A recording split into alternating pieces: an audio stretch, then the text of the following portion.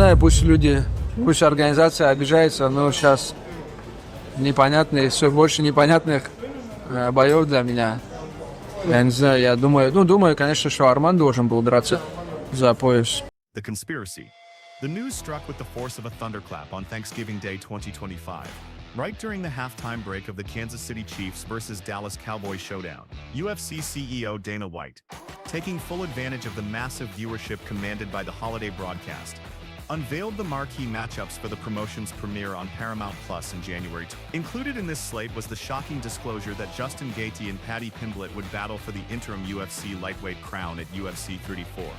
With the victor promised a future shot at undisputed king Ilia Topuria. Arman Tsarukyan, the top-ranked lightweight contender who had just produced a commanding win in his latest appearance, was entirely absent from this picture. The athlete who had fulfilled every request, who had defeated the number 2 contender, and who had acted as a dependable backup, was being totally ignored in favor of the division's 4th and 5th ranked fighters. The absolute boldness of this choice sent tremors through the mixed martial arts world. Tsarukyan's response was subtle yet impactful. He shared a brief post on social media that encapsulated the bewilderment felt by pundits and fans alike. Make it make sense coupled with a facepalm emoji. With 4 words and 1 icon, he voiced what thousands were thinking. This move contradicted all competitive merit and logic. The backdrop for this interim belt clash was the abrupt unavailability of the undisputed champ, Ilia Topuria. The Spanish-Georgian icon declared he would not compete in early 2026, pointing to personal matters involving a reported split from his wife Georgina Euskadeki Bedell. Topuria explained, "I'm going through a difficult moment in my personal life. I want to focus on my children and resolve this situation as soon as possible. I don't want to hold up the division." While Topuria's private situation certainly earned sympathy, the UFC's reaction to his hiatus exposed worrying priorities. Instead of merely waiting for the champ or booking Tsarukyan against Gasser or Pimblett for the interim gold, the league purposely built a bracket that left their best contender out in the cold. The question begging for an answer was plain. Tsarukyan proposed his own hypothesis regarding the UFC's intent. "I think this is UFC game plan. It's not like family issue or something. They want to make star of Paddy Pimblett and to bring him to fight for the title with Topuria. He has a bigger name and make it like a big fight." Basically, Tsarukyan was charging the UFC with favoring sales over skills, using the interim belt as a marketing lever rather than a real prize. Yet, there was plainly deeper depth to the tale. When asked about Tsarukyan's omission, Dana White offered vague remarks hinting at concealed factor. "He's here. You know what I didn't do? We haven't cut him. We're not sideways with him. We don't dislike him," White told the Mac Life. "It is what it is." White then included words suggesting awareness of events hidden from. "Arman's a man. He knows how it played out. He knows how it went down behind the scenes. A lot of man stuff happens in this business, and we keep it between us men. It is what it is. Arman knows." These cryptic allusions to issues and man stuff only stoked theories about what Tsarukyan might have done to lose favor with the UFC executives. Was it the headbutt in Qatar, the scale fail at UFC 311, or something else entirely that hasn't been revealed? White's denial to give details while claiming Tsarukyan knows the truth created a tough dynamic where the athlete was being penalized for sins he couldn't publicly refute. At the UFC 33 post-fight media event, White reinforced his stance with typical frankness. "He had an opportunity, and you know what happened, and he's gonna need to work again. I don't give a damn what his ranking numbers say. You can't take an opportunity and end up like that." The signal was lucid. No matter what Tsarukyan achieved in the cage, the UFC 311 event had left a mark on. The backlash to this ruling was instant and broad. X2 division champ Daniel Cormier, now a commentator, openly questioned the UFC's treatment of Tsarukyan. "I still believe Arman Tsarukyan should be fighting for some version of the UFC lightweight championship," Cormier said on his channel. "He deserves a title fight. His style is a nightmare for every guy that's right now hanging around the belt." Cormier reasoned the UFC was being overly harsh. "I'm not saying Arman Tsarukyan is this guy that constantly messes up and doesn't get to the scales or get to the fight. It happened one time.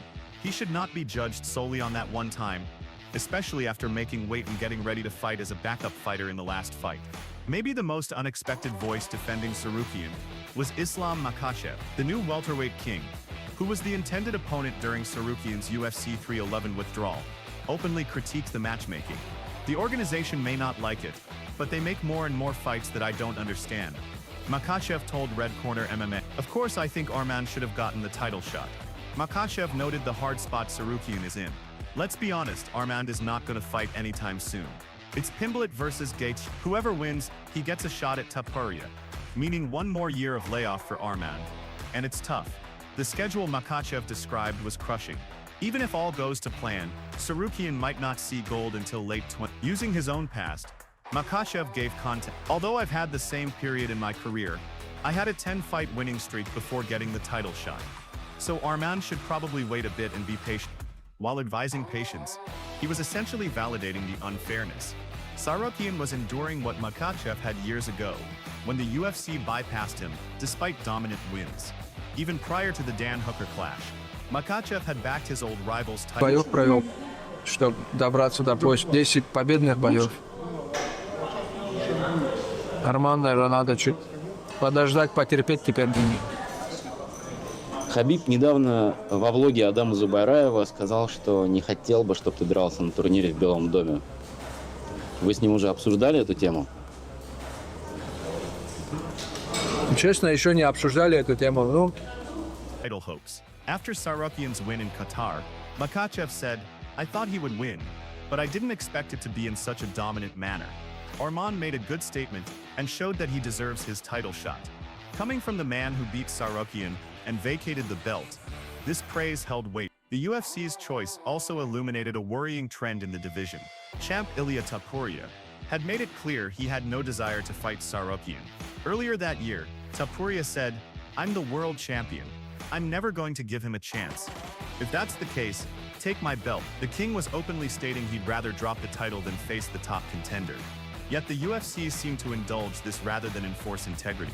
Ex-champ Khabib Nurmagomedov analyzed the potential fight, guessing Tsarukyan would handle Topuria. Khabib said it would be 80 to 20% for Tsarukyan, noting the Armenian's wrestling and distance management. While Cormier disputed those odds, he admitted, "That's the scary thought for anyone that are Ilia Topuria fans. Because if there's anyone that can replicate that game of Makhachev, or at least to a degree, it's Arman Tsarukyan." Tsarukyan expressed total faith in his capacity to beat anyone. Paddy, for me, it's easy work. Justin Gaethje, it's easy work. Ilia, easy work. It was hard work, Islam Makhachev, but he left the division, so nobody's on my level on this division right now. Whether bravado or true belief, it highlighted the core injustice. A fighter who thinks he can beat everyone can't get the chance to show it. The rebuttal. When doors to success shut in one venue, a real competitor seeks other arenas. This is exactly what Arman Tsarukyan has done, facing the UFC's apparent resolve to block him from gold.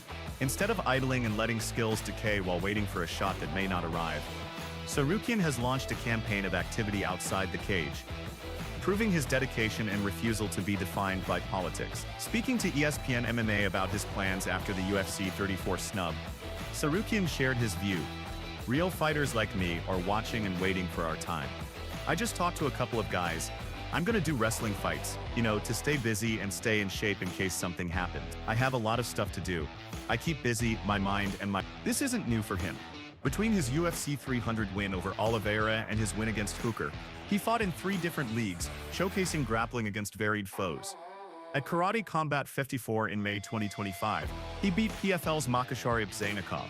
Weeks later, he tapped Bellator icon Patricky Pitbull at ADXC 10. His winning streak on the mats went on in September at ACBJJ 18, forcing a tap from UFC legend Benson Henderson. These wins showed his skills translate across combat sports. Now, with the UFC offering no path, Tsarukyan announced a fight in his homeland. On December 30, 2025, under Hype FC in Yerevan, he will face UFC middleweight Shara Magomedov in grappling. This is an interesting test. Magomedov is a 16-1 middleweight known for striking, having KO'd Armin Petrosyan with a spinning back fist. The size gap is real, with Magomedov at 85 and Tsarukyan at 1. Yet few expect the middleweight to threaten Tsarukyan's elite grappling. Magomedov has 0 subs and 16 wins. Tsarukyan has 6. There is poetry in Tsarukyan, ending a chaotic year competing at home. Armenia has watched its sporting sun rise, only to be denied the title shot he earned. December 30 lets his people see him live, even if the UFC won't showcase him. The looming question is if Tsarukyan is positioning for an exit, while not stating he wants to leave. Competing elsewhere while under contract shows a fighter not content to passively wait. The text implies how others view this. Some say he should just be patient, but that ignores the core issue. The UFC has shown it will build title pictures to exclude him. Patience might fail when the league works against you. The timeline is bleak. Gaethje versus Pimblet in Jan 2026. Winner fights Topuria maybe May 2026. If Topuria wins, he wants Makhachev next. Tsarukyan might not fight for gold until 2027. Other options are scarce. Oliveira and Holloway are booked for the BMF belt at UFC 3026. Hooker is booked. Fiziev is. This leads to the titles question. Has Arman Tsarukyan quit the UFC? The answer is complex. He hasn't asked for release. But his choice to compete outside represents independence, challenging the UFC's control. By fighting elsewhere, he shows he doesn't need the UFC to stay active or he is building his brand independent of the group denying him. Whether this is quitting is debatable, but it rejects the passive role fighters usually take. Ну, думаю, конечно, что Арман должен был драться за пояс. Но, не знаю, я не участвую, если Арман... Ну, будем честны, Арман сейчас не подерется. Подерется Пимблет с Гейджи. Кто бы из них не выиграл, подерутся с Топурией. Это еще год должен Арман выстаивать. Не знаю. Тяжелая, конечно. Но у меня тоже было так же в карьере. Я 10 боев провел, чтобы добраться до пояса. 10 победных боев. This case exposes the power imbalance. A Gen 1 contender with a streak, who beat a champ in backed-up bouts, can be frozen out for vague reasons. The behind-the-scenes issues remain murky, leaving Tsarukyan unable to defend himself. For fans of merit, this is troubling. The UFC created a system where preference overrides achievement, and a champ can refuse the top contender. This isn't how sports should work. The ascent and the descent. We are witnessing perhaps the worst case of politics ruining a contender's path in recent history. The Armenian machine who demolished every foe now stands on the edge of potentially leaving the sport's top league. To understand the injustice, we must review his credential.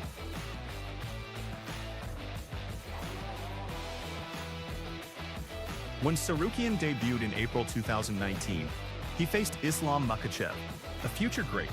Though he lost by decision, the 22-year-old pushed the future champ to the limit. Fans knew a threat had emerged. In following years, Tsarukyan dismantled opponents with efficiency. Bonuses became routine as he refined his striking and wrestling. His only setback was a close call against Gamrot that many scored for Tsarukyan. By UFC 300 against Charles Oliveira, he was the division's most dangerous man. Oliveira, the submission king, was the ultimate test. Tsarukyan passed, outworking the legend for a decision that made him 1-1. This leads us to the pivotal moment at UFC 311. In Jan 2025, the UFC gave him the rematch with Makhachev. It was the fight he built toward for 6 years. Then, 24 hours out, it collapsed. At 1 a.m., his team pulled him due to back pain. The dream evaporated. Tsarukyan said, "I've been working for a long time. I wasted my money, my time, my health." They felt so bad. The injury was a sciatic issue. Everything was good until Wednesday. I went to sleep and I started to feel my lower back. I couldn't move. What followed set the stage for the controversy. Dana White made it clear Tsarukyan wouldn't get rebooked immediately. He had to work back up. Tsarukyan accepted this gracefully. "I'm not surprised. You gotta go back and fight with anybody." He was willing to earn it again, but the narrative turned dark. Rumors suggested the story wasn't complete. White implied Tsarukyan missed weight. A video surfaced of Tsarukyan joking, "We didn't make the same mistake as last time," interpreted as admitting a weight cut failure. Still, Tsarukyan did what was asked. He backed up UFC 317, making weight. That should have fixed things. Next was November 2025 in Qatar against Dan Hooker. The tension peaked when Tsarukyan headbutted Hooker at weigh-ins. Tsarukyan admitted, "That was my fault. It was automatic." He praised Hooker for fighting anyway. He has balls. He's not a coward. When the fight started, Tsarukyan left no doubt. He dominated Hooker, submitting him in round 2. The win extended his streak and cemented his rank. Meanwhile, Tsarukyan will fight where he can. He will sharpen skills against anyone, and he will prove he is ready for the title denied to him. Whether the UFC grants it or forces him elsewhere is unknown, but Arman Tsarukyan isn't leaving quietly. He has too much fight left.